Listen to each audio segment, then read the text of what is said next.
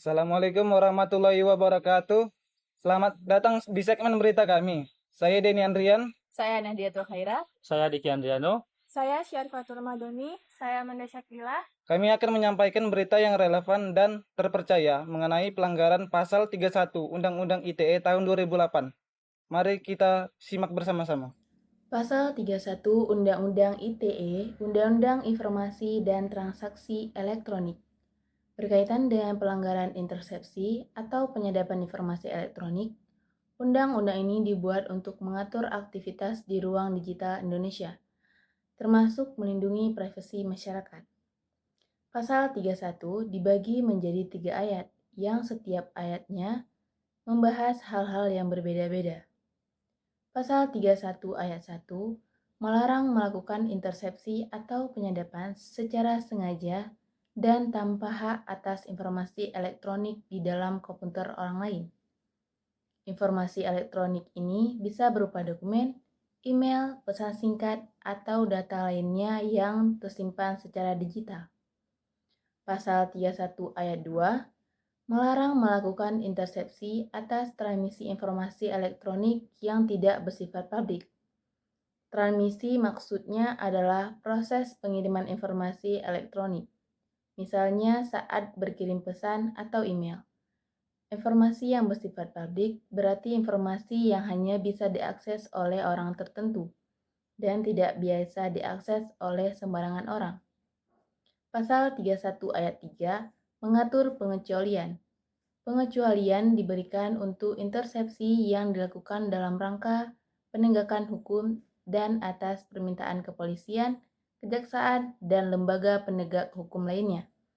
Namun, intersepsi harus dilakukan berdasarkan undang-undang dan dengan prosedur yang sah. Sesuai dengan pasal 31 UU IT tahun 2008, kasus pelanggaran yang kami sampaikan ini adalah kasus penyadapan Australia terhadap Indonesia. Penyadapan yang dilakukan oleh Australia memberikan kerugian terhadap Indonesia. Penyadapan ini dilakukan terhadap petinggi-petinggi negara Indonesia. Dan hal tersebut merupakan masalah serius apabila data atau informasi yang diperoleh disalahgunakan oleh pihak Australia. Isu penyadapan muncul ketika hubungan antara kedua negara ini dalam keadaan sedang stabil.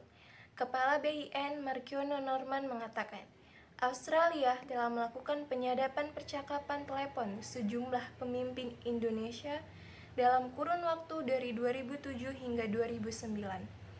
Australia diketahui menyadap beberapa pejabat negara Indonesia, yaitu presiden beserta istri dan beberapa menteri negara.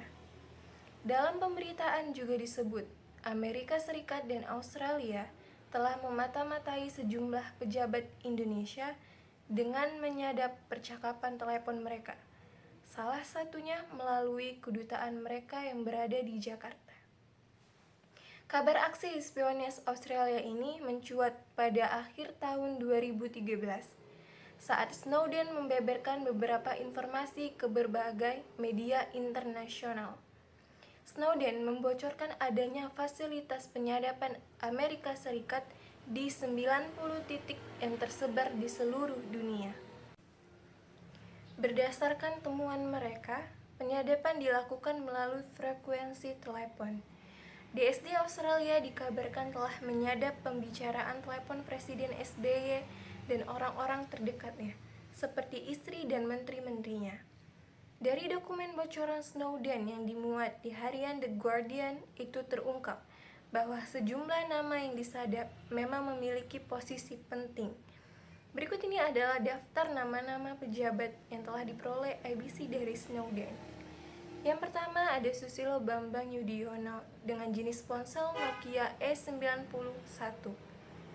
Yang kedua ada Kristiani Herawati atau Ani Yudhoyono, jenis ponsel Nokia E91.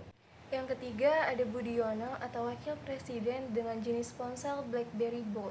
Yang keempat Yusuf Kala atau mantan Wakil Presiden dengan jenis ponsel Samsung SGH Z370.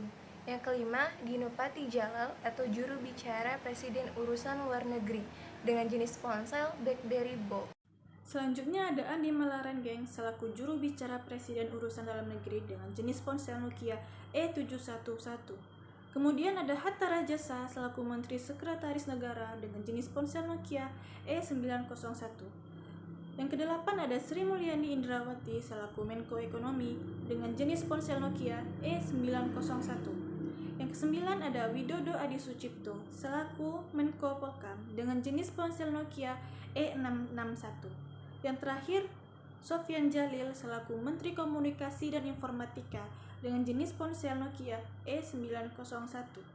Kemudian, Australia menyadap Indonesia dengan teknis panggilan siluman atau panggilan yang diarahkan kepada ponsel target yang akan dituju.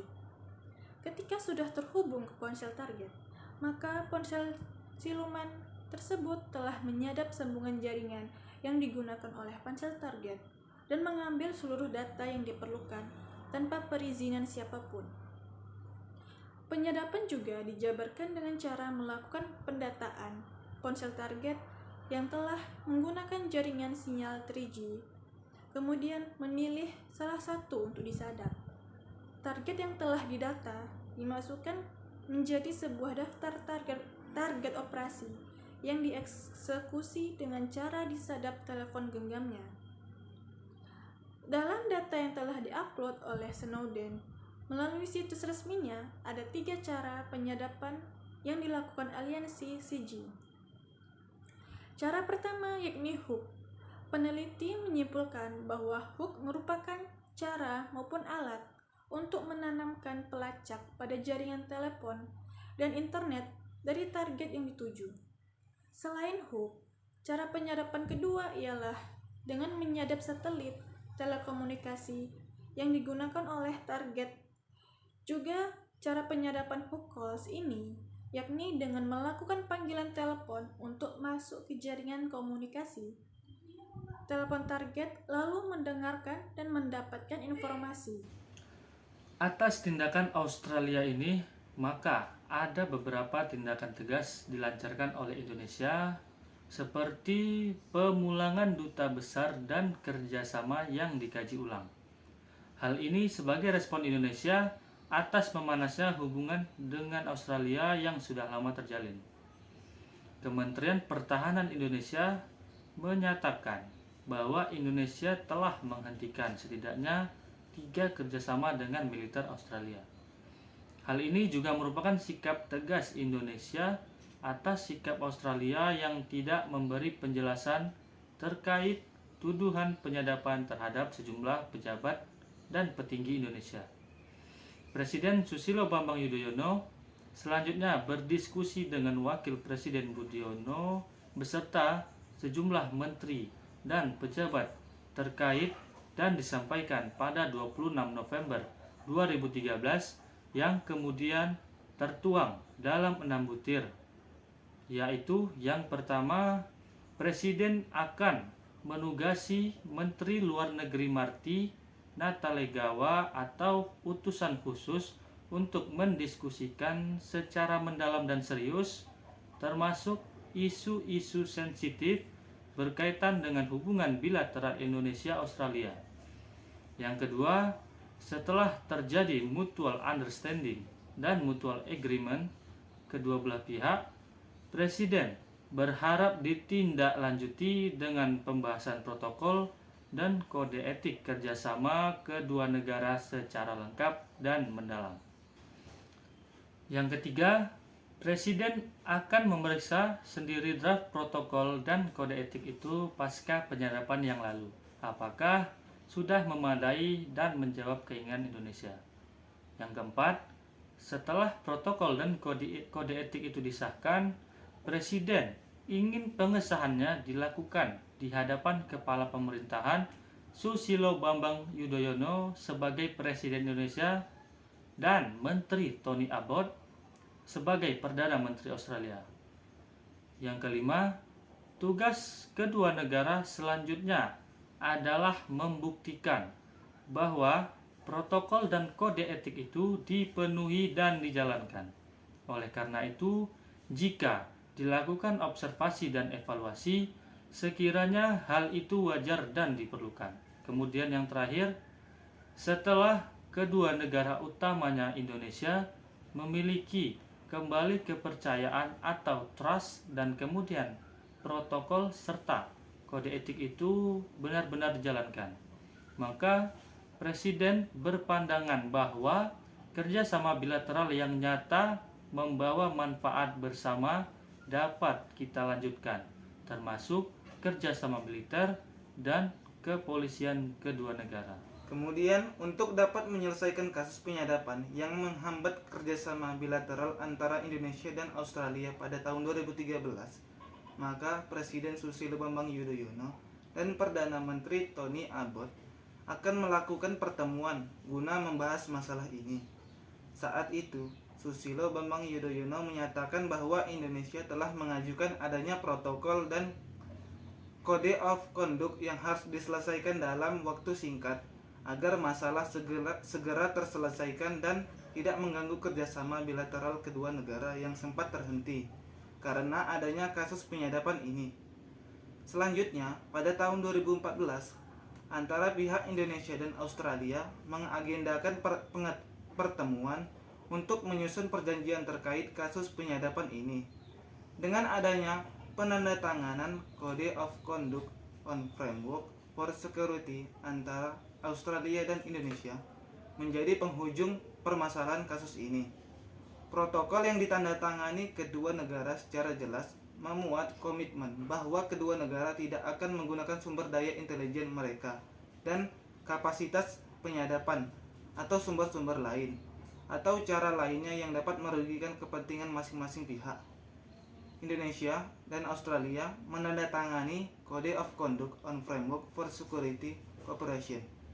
Di dalam aturan tersebut disepakati antara lain untuk tidak melakukan tindakan yang dapat merugikan kepentingan pihak-pihak tertentu, termasuk penyadapan.